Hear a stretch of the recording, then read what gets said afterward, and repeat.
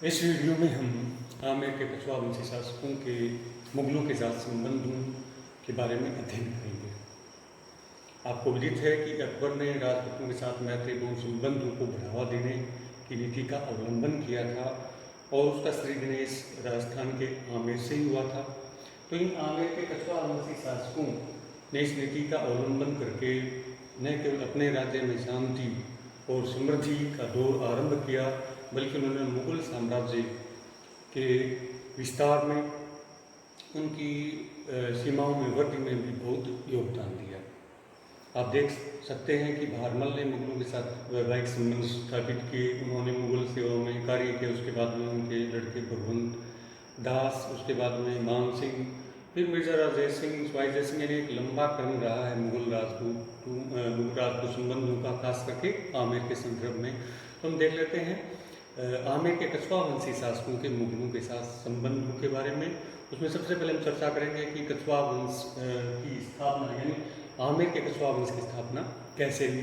सबसे पहले तो कछवा वंशी शासक हैं वे अपने आप को भगवान राम के पुत्र कुश का वंशज मानते हैं। भगवान राम के जो पुत्र थे कुश उनका वंशज मानते हैं।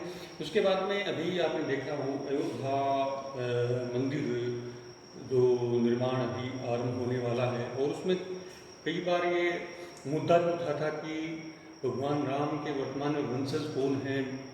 तो उसमें आमेर राजघराने ने अब भी इस संबंध में दावा किया था। तो कछवा वंशी शासक अपने आपको राम के पुत्र कुश का वंशज मानते हैं, और इतिहासकारों के अनुसार इनका मूल स्थान, यानी प्रारंभ में इनका स्थान ग्वालियर था। ग्वालियर से आए थे यहाँ पर, और ग्वालियर से आकर के जयपुर के आसपास का इलाका कहलाता है ढूंढाड़ में राज्य की स्थापना की थी। तो देख लेते हैं आमेर के कछवा वंशी राज्य की स्थापना ढूंढाड़ के राज्य की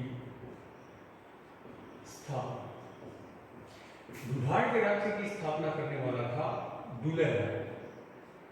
दुले राय ने यहाँ पर दौसा वाले इलाके में जो गुर्जर थे उनको परास्त करके ढूंढाड़ में कछवा वंशी राज्य की स्थापना की। यानी दौसा में किनको हराया इसने?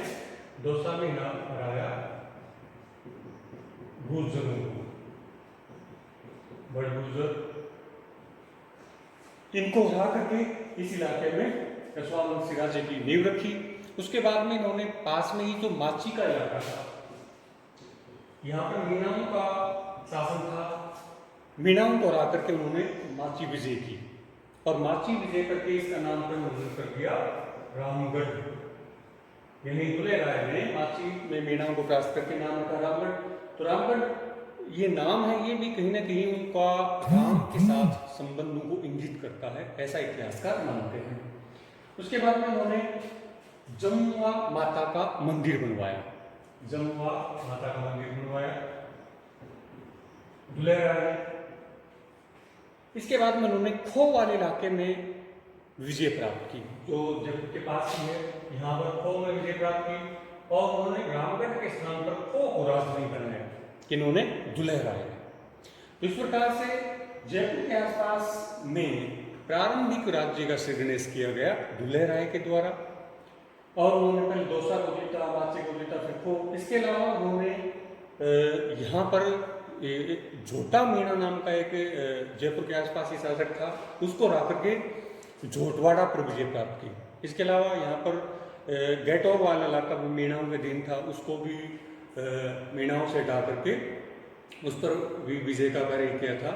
तो इस प्रकार से ढूंढाड़ में कछवा वंशी राज्य की स्थापना दुले राय द्वारा की गई। उसके बाद में शासक हुए, ये घटनाक्रम है 1137 ईस्वी का। उसके बाद में शासक हुए कोकिल देव। कोकिल देव ने आमेर पर विजय प्राप्त की, यानी आमेर के इलाके पर विजय प्राप्त की, और राजधानी भी आमेर को ही बनाया। यह राजधानी फिर आमेर रहती 1727 ईस्वी तक, यानी जब स्वाई जय सिंह ने जयपुर का निर्माण किया तब तक आमेर भी ढूंढाड़ वंश के कछवा वंशी राजाओं की राजधानी रहा। तो कोकिल देव ने आमेर वाले इलाके पर अधिकार करके इसको राजधानी बनाया। उसके बाद में क्या हुआ कि जो शासक आए वो उतने शक्तिशाली नहीं थे, इस वजह से इनको कभी अजमेर के चौहानों के अधीन रहना पड़ा, कभी दिल्ली सल्तनत के अधीन रहना पड़ा, और कभी मेवाड़ के जो सिसोदिया वंशी शासक थे, यानी लाखा है, कुंभा है, सांगा है, इनके अधीनता में या उनके सामंत के रूप में कार्य करना पड़ा। जैसा कि आप देख चुके हैं, सांगा का अधीन किया तब आमेर की तरफ से पृथ्वीराज ने सांगा की तरफ से खानवा के युद्ध में भाग लिया था। इसने पृथ्वीराज ने खानवा के युद्ध में भाग लिया था। तो इस प्रकार से अधीनस्थ शासक थे किनके? मेवाड़ के। पृथ्वीराज के बाद में वहाँ पर शासक बने अगले पूर्णमल, यानी पृथ्वीराज के बाद में शासक बने पृथ्वीराज, ये सांगा के समकालीन थे। पृथ्वीराज के बाद में शासक बने पूर्णमल। पूर्णमल को राज्य दिया था पृथ्वीराज ने अपनी पत्नी बालाबाई के कहने पर, यानी बालाबाई के प्रभाव में थे तो बालाबाई के कहने पर उन्होंने पूर्णमल को राज्य दे दिया। ज्येष्ठ नहीं थे ये, परंतु बाद में पृथ्वीराज के जो ज्येष्ठ थे भीमदेव, उन्होंने क्या किया? पूर्णमल को हटा दिया और स्वयं शासक बन गए। भीमदेव शासक बन जाते हैं, लेकिन भीमदेव का भी जल्दी देहावसान हो जाता है और उसके बाद में भीमदेव के लड़के रतन सिंह शासक बनते हैं। रतन सिंह, तो रतन सिंह को खास योग्य व्यक्तित्व के धनी नहीं थे, विलासी प्रवृत्ति के थे, और इनके समय में राज्य की ज्यादातर शक्तियां वो इनके सहयोगी थे केसी रायनलोट, इनके हाथों में चली गई। केसी रायनलोट के हाथों में चली गई, और इस वजह से जो भीमदेव के भाई थे सांगा, उन्होंने आमेर पर अधिकार करने का या रतन सिंह के स्थान पर शासक बनने का प्रयत्न किया, और उन्होंने केसी रायनलोट के साथ मिलकर के मौजमाबाद वाले इलाके पर, सांगानेर वाले इलाके पर अधिकार कर लिया। और वहां पर जो सांगानेर तो कस्बा बसाया था वो इसी सांगा ने बसाया था। सांगानेर, यानी जो सांगानेर जयपुर में है ये इसी सांगानेर जो कि रतन सिंह के चाचा थे, भीमदेव के भाई थे। तो सांगानेर, मौजमाबाद सांगानेर वाले इलाके पर अधिकार करके सांगानेर बसा दिया, परंतु उनका आमेर पर अधिकार करने का सपना पूरा नहीं हो पाया। सांगा की मृत्यु हो गई। सांगा के बाद में इनके भाई थे भारमल। भारमल भी बड़े कूटनीतिज्ञ और चालाक प्रकृति के व्यक्ति थे। उन्होंने भी राज्य प्राप्ति का प्रयत्न किया। इसके लिए उन्होंने क्या किया? रतन सिंह का भाई था आस्करण, उसको भड़काना आरंभ कर दिया। किसके विरुद्ध?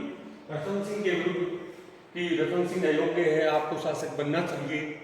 और आस्करण भारमल की दुष्टता को समझ नहीं पाया और क्या किया? आस्करण ने एक दिन रतन सिंह को जहर दे दिया और रतन सिंह की मृत्यु हो गई। उसके बाद में आस्करण शासक बन गया आमेर का। परंतु भारमल ने आस्करण को गद्दी से हटा करके, यानी ये बताया जाता है कि एक बार वो तीर्थ यात्रा पे गए हुए थे और उनकी अनुपस्थिति का लाभ उठा करके भारमल ने आमेर की गद्दी पर अधिकार कर लिया। लेकिन जो भी हो, इस प्रकार से 1547 ईस्वी में जाकर के भारमल आमेर का शासक बनता है और यहीं से मुगल कछवावंशी शासकों का संबंध का एक नया दौर आरंभ होता है। तो ये अपन देख लेते हैं, भारमल शासक बनना।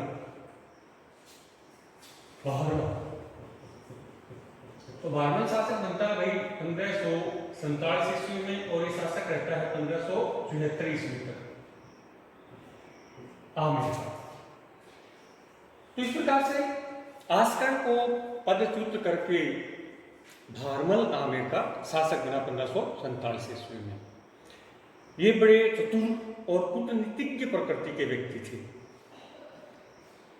इन्होंने अपने समकालीन अफगानों के साथ भी और मुगलों के साथ भी अच्छे संबंध बनाने के प्रयत्न किए, क्योंकि इसको पता था कि वह आस्करण को पदच्युत करके गद्दी पे बैठा है। अतः राजपूत जो सामंत हैं वो उनके खिलाफ हैं, उनसे सहमत नहीं है। अतः उन्होंने अपनी स्थिति को मजबूत करने के लिए इन अफगानों और मुगलों के साथ अच्छे संबंध प्रारंभ से ही बनाने आरंभ कर दिए थे। इसी दौरान क्या हुआ कि शेरशाह का एक सेनापति था हाजी खान पठान। यानी आपको ये पता है कि 1555 ईस्वी में हुमायूं ने पूरे दिल्ली वाले इलाके पर अधिकार कर लिया था, आगरा वाले इलाके पर अधिकार कर लिया था। फिर 1556 के आरंभ में उनका देहांत हो गया था और अकबर अल्पवयस्क था। अकबर की अल्पवयस्कता का फायदा उठाने के लिए अफगानों के जो सेनानायक थे उन्होंने मुगल इलाकों पर ढाबे मारना आरंभ कर दिया था। तो वो अफगान सेनापति था हाजी खान पठान। आजीज खान पठान, और उसने नारनौल जो कि रेवाड़ी के पास है यहाँ पर आक्रमण कर दिया। नारनौल में उसमें मुगल मजनू खान था, यानी मजनू खान के नियंत्रण में था नारनौल का इलाका। तो भारमल का आजीज खान पठान के साथ वैसे संबंध थे और मजनू खान के साथ वैसे संबंध थे। तब जब आजीज खान पठान ने नारनौल को घेर रखा था, तब भारमल ने मजनू खान की मदद करके, यद्यपि नारनौल पर तो अधिकार तो आजीज खान पठान का हो गया, परंतु इनके बीच में शांतिपूर्ण एक समझौता हो गया जिसके तहत आजीज खान पठान को नारनौल का इलाका मिल गया और मजनू खान कुशलता से अकबर के पास चला गया। जब मजनू खान अकबर के पास गया तो उन्होंने भारमल की चतुराई और बुद्धिमत्ता की बड़ी प्रशंसा की। इससे प्रभावित होकर के अकबर ने भारमल को दिल्ली बुलाया और वहां पर बताते हैं कि एक सभा के दौरान एक हाथी बिगड़ गया था और उससे अकबर की जान को जोखिम हो सकती थी, यानी असुरक्षा थी। तब भारमल ने बड़े साहस के साथ उस हाथी को अपने नियंत्रण में किया था, तो उससे भी अकबर बड़ा प्रसन्न हुआ भारमल से। तो इस प्रकार के प्रारंभ से उन्होंने इन अफगानों के साथ और यूं कहें कि मुगलों के साथ अच्छे संबंध बनाने का प्रयत्न इसलिए किया था ताकि उनको अपने सहधर्मी राजपूतों के विरुद्ध कोई संकट आए तो वह इनकी मदद ले सके।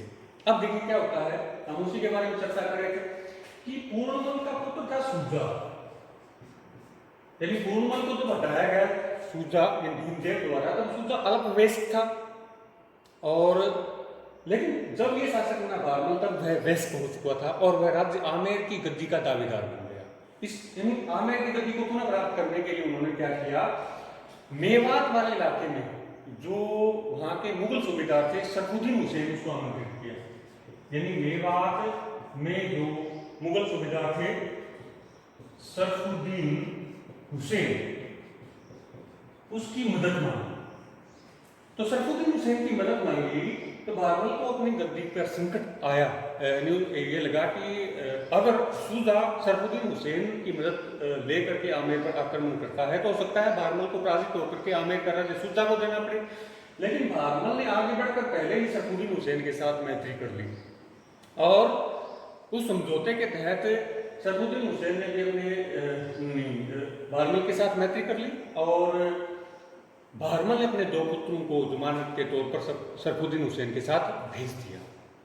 परंतु भारमल इससे भयभीत हो गया कि भविष्य में भी सूजा इस प्रकार से सरफुद्दीन की मदद लेकर के या सरफुद्दीन स्वयं भी आमेर के इलाके पर अधिकार कर सकता है, यानी भावी सरफुद्दीन के आक्रमण से बचने के लिए भारमल ने मुगलों के साथ स्थायी संबंध बनाने की दिशा में सोचना आरंभ किया और उनको अवसर जल्दी ही मिल गया कि जब 1562 ईस्वी में अकबर अजमेर के ख्वाजा मोइनुद्दीन चिश्ती की दरगाह की जियारत के लिए जा रहे थे तो उन्होंने अकबर के एक दरबारी थे जिनका नाम था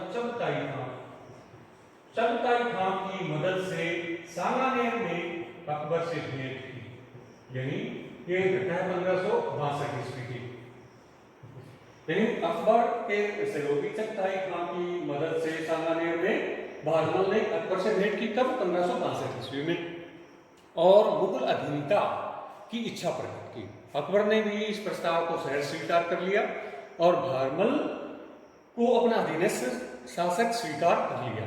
अब भारमल यहीं तक नहीं रुके बल्कि उन्होंने वैवाहिक संबंधों की बात की और उसके बाद में उन्होंने अपनी ज्येष्ठ पुत्री जो कि मरियम उस्मानी के नाम से प्रसिद्ध है, उनका विवाह है अकबर के साथ कर दिया।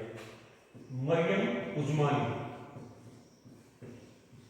इन्हीं से बाद में सलीम का जन्म हुआ था। सलीम यानी जहांगीर का जन्म हुआ था मरियम उस्मानी से और ये विवाह हुआ था सांभर में, यानी सांभर तो पाकिस्तान की झील का इलाका है। यहाँ पर भारमल ने अपनी पुत्री मरियम उस्मानी का विवाह किया। तो इस प्रकार से भारमल ने मुगलों के साथ वैवाहिक संबंध स्थापित करके मुगल राजपूत संबंधों में एक आमूलचूल परिवर्तन का दौर, एक नया दौर आरंभ किया। उसके बाद में अकबर ने भारमल, उसके साथ साथ उनके भी पुत्र थे भगवंत दास और मानसिंह को भी मुगल सेवा में लिया। भारमल को उन्होंने 5000 का मनसब प्रदान किया, 5000 का मनसबदार बनाया और इसके साथ राजा का खिताब भी दिया। तो इस प्रकार से अपने वैवाहिक संबंधों द्वारा भारमल ने आमेर राज्य में स्थायी शांति और समृद्धि के नए दौर का आरंभ किया। उनकी मुगल दरबार में प्रतिष्ठा और ज़्यादा बढ़ गई और इस वजह से आमेर का एक अलग राजनीतिक महत्व स्थापित हुआ। यद्यपि कुछ जो इतिहासकार हैं वो मानते हैं कि विधर्मी शासक के साथ अपनी पुत्री का विवाह करके भारमल ने ये बड़ा ही तुच्छ कार्य किया, परंतु राजनीतिक लिहाज से यह आमेर के शांति समृद्धि के लिए बड़ा सकारात्मक साबित हुआ। उसके बाद 1573 ईस्वी में भारमल का देहांत हो जाता है। तो इस प्रकार से 1562 से 1574 ईस्वी तक भारमल ने मुगलों की अधीनता में शासन किया और मुगल साम्राज्य की समृद्धि विस्तार के लिए भी कार्य किया। अब अगले वीडियो में हम देखते हैं कि भारमल की मृत्यु के बाद में उनके जो पुत्र भगवंत दास आमेर के शासक बनते हैं। उन्होंने मुगल सेवा में रहते हुए कौन से कार्य किए, उसके बाद में मान सिंह के बारे में अगले वीडियो में हम भगवंत दास